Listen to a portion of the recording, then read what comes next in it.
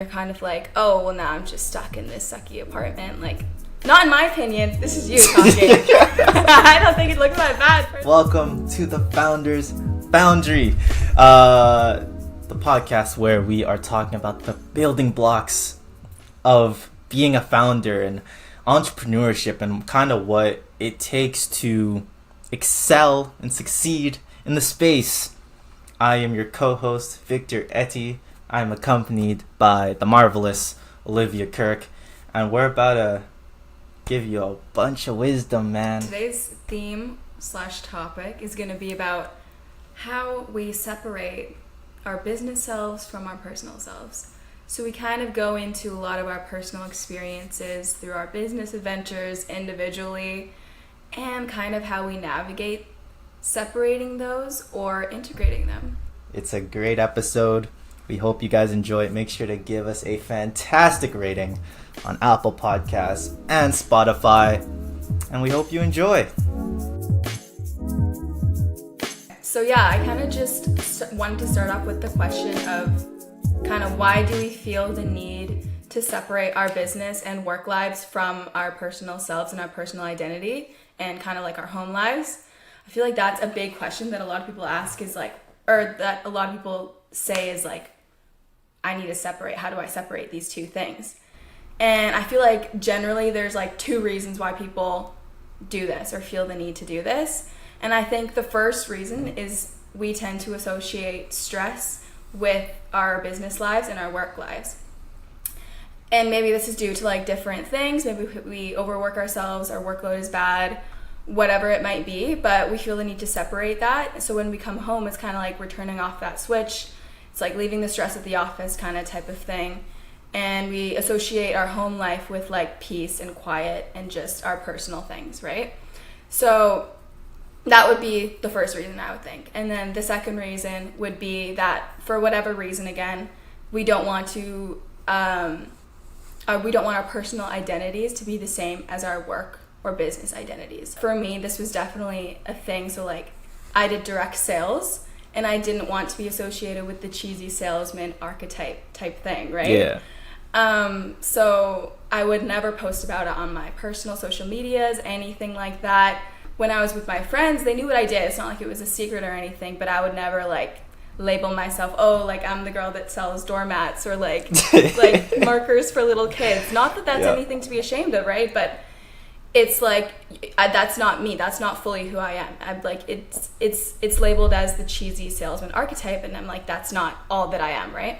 Mm-hmm. So I felt the need to separate the two. So that's I feel like the two main reasons. Even in like that's just with my personal experience and what I've seen working with other salespeople.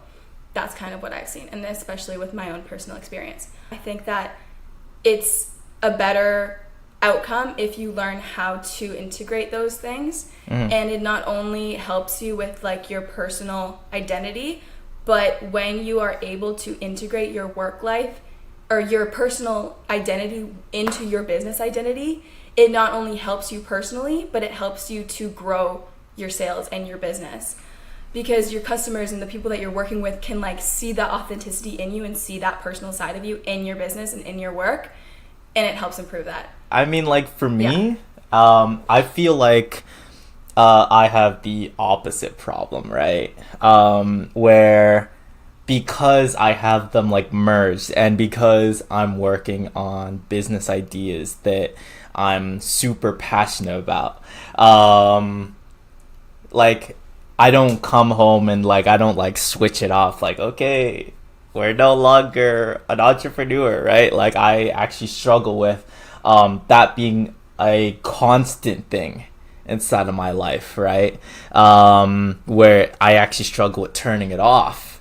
And it's like I'm constantly like thinking business, talking business, practicing business, you know, everything has to be networking, you know, whatever, right? And I forget how to be Victor, the human student, whatever, right? And it's just constantly like Victor, the business guy, you know, Mr.Yyetti, you know?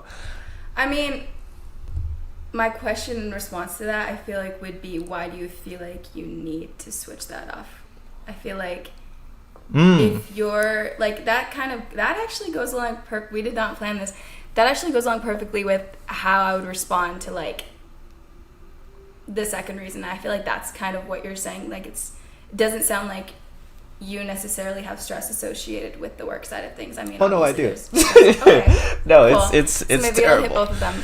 Yeah, I mean, like, Like- I think that the biggest reason why I like have had to like learn how to shut it off is that like at times where it's like I'm supposed to be resting, right? Either I don't know, you're on a date or you're talking with friends, right? You're trying to hang out with the boys. And I'm out here talking about the socioeconomic state of our world, right? Yeah. And it's like, okay, you know, like I have good friends where they're interested in that stuff and we can all talk about it, but it's also like, let's talk about girls, man. You know what I mean? So I think that like that's the thing, and it's also like when things don't go well, like let's say like for some people that's not going well at work, right? If things aren't going well at work, you come home, it's over, it's done, you know, job's done, you know. Yeah. The failure at work is over, I'm just at home, I'm chilling, right? But I feel like a lot of like entrepreneurs, founders, you know, people who are maybe on the executive level of their organization, but you know, we're Founders Foundry, so we'll talk about the entrepreneurs.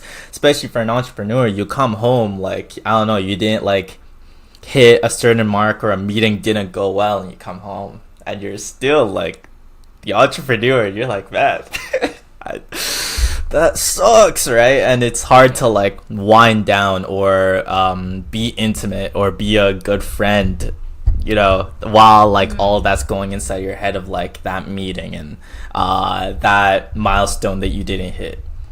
Yeah, no, I agree with you on that. I think that it does need to be separated in some senses, but I feel like that should only be done if it's like, if your business identity is linked to your self-worth.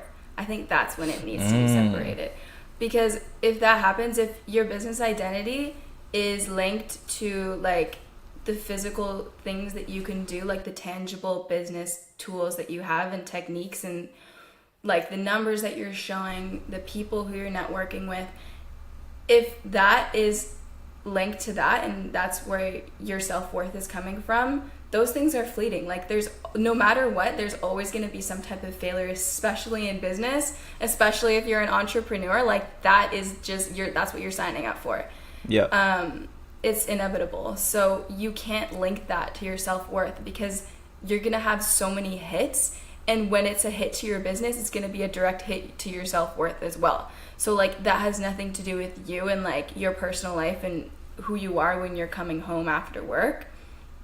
That's in that sense, I definitely think that it needs to be separated. But how easy has that been in your life to be able to separate the two, right? Like let's say you go out to like you know, some big like convention or whatever.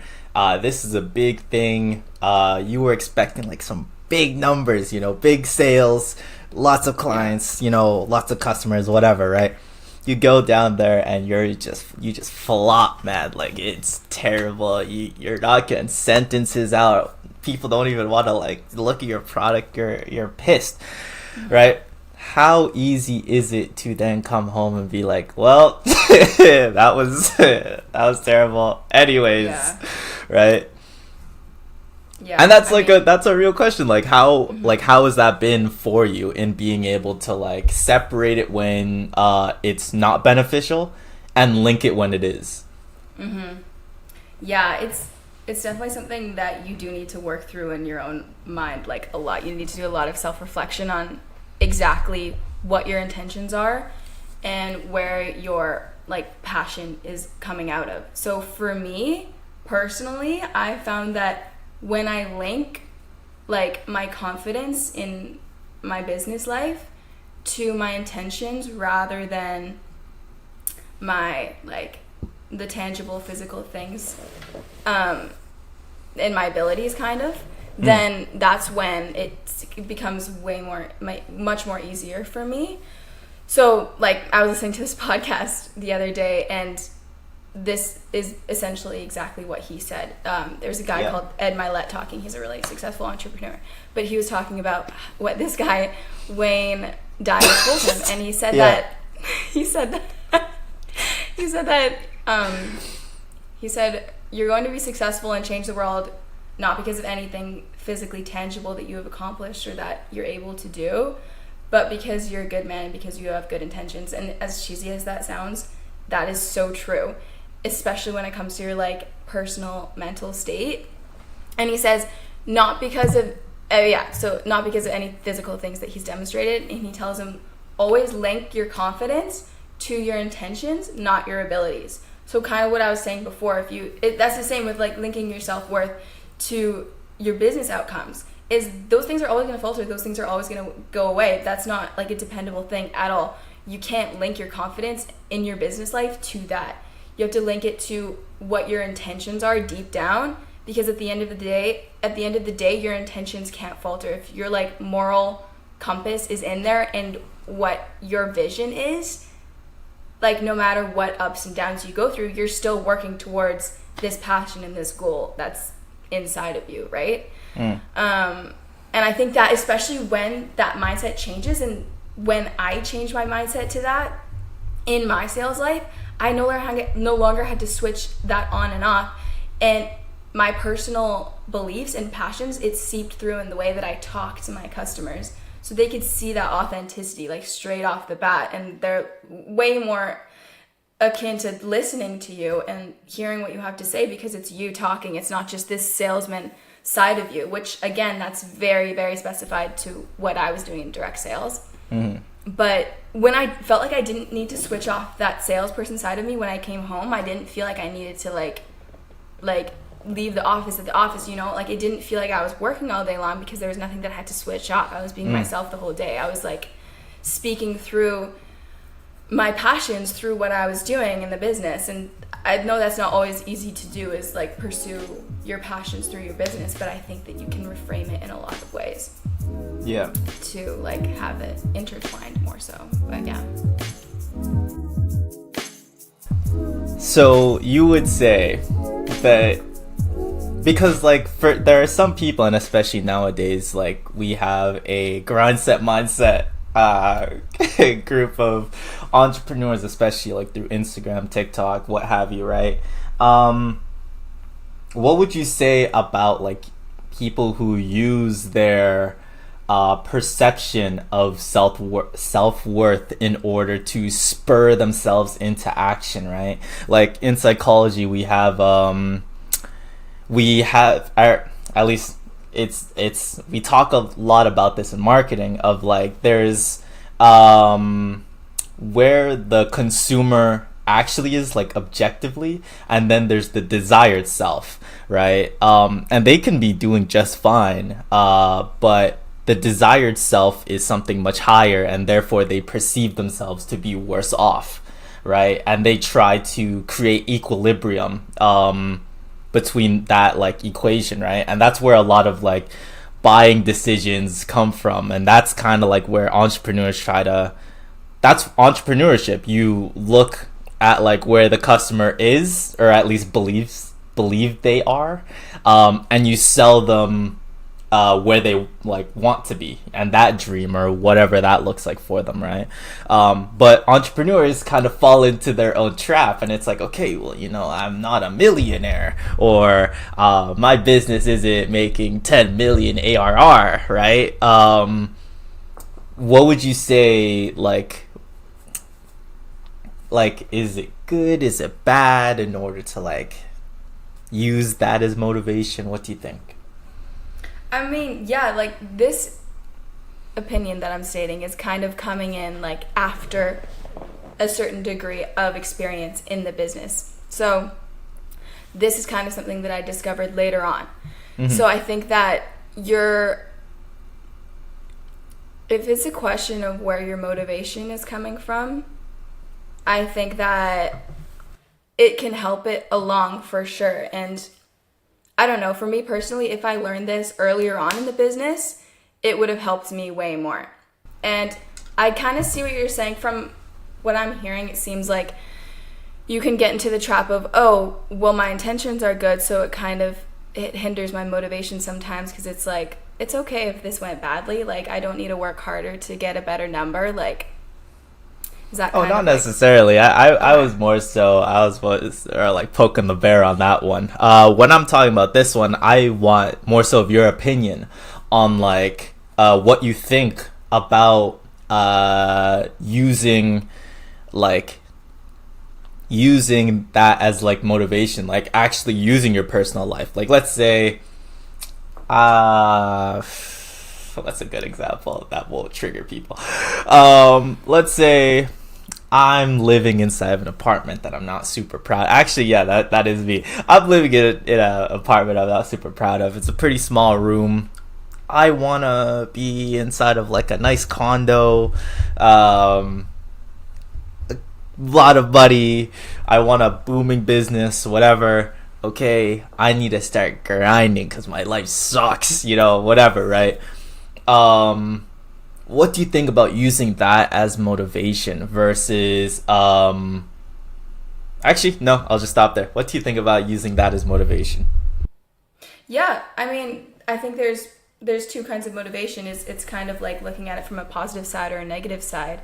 So like taking the things that you don't have yet that you want to have and using that as a negative motivation to get out of this bad situation that you're in, right?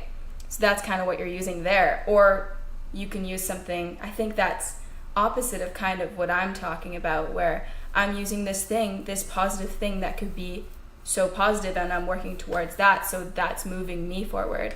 Is that I'm using my passions and my morals for what could potentially be in the future, and I'm using that to move forward. So yeah, for sure. Gotcha. I think that people can go either way, either direction, just depending on what works best for you. I think that there are downfalls to both of them. I think that if you end up like failing in some senses for like whatever you're pursuing in your life, for whatever business or whatever solution that you have to like get the better apartment that you're talking about or whatever. Yeah. When you fail, then at the end of the day, you're kind of still in this negative mindset, and you're kind of like, oh, well, now I'm just stuck in this sucky apartment. Like, not in my opinion. This is you talking. I don't think it looks that bad personally. You got some beautiful pictures on the wall. Appreciate like, come on that. now. Thank you. Those walls look really crispy white too. I don't know. It looks pretty nice to me. No, but if you fail at the end of the day, you're kind of left in this negative mindset, which can be very, very motivating, or it can be very demeaning. Like, it can be very discouraging. I mean, that's the word I was looking for. And then from my side, I guess, if I'm moving towards this thing that could be so positive, it's like nobody else, like there's not a lot of people who have such a positive, I mean, I don't know, but they're very blatant about, like, it's a scary world out there. No one has more positivity than me. No, that's not what I'm saying. I am the most positive person here. So basically, if I fail, it's like, it can be very discouraging as well, but if I succeed, it's like, oh, I don't know. There can be motivation forwards, but there can also be motivation backwards, yeah, I mean, I think... Thank you, everyone, for listening today. Smash that subscribe button if you enjoyed listening. Yes. And follow the social medias. That would be amazing. Follow on whatever podcast platform you're listening through. Head over to Spotify in order to join in on the Q&A conversations that are happening over there, man. Get in there. All of your peers are putting in their comments. That's what I'm saying. Let's hear it. Anyways, it was great to have you guys, and make sure you tune in to the next episode whenever it is that comes through. Peace.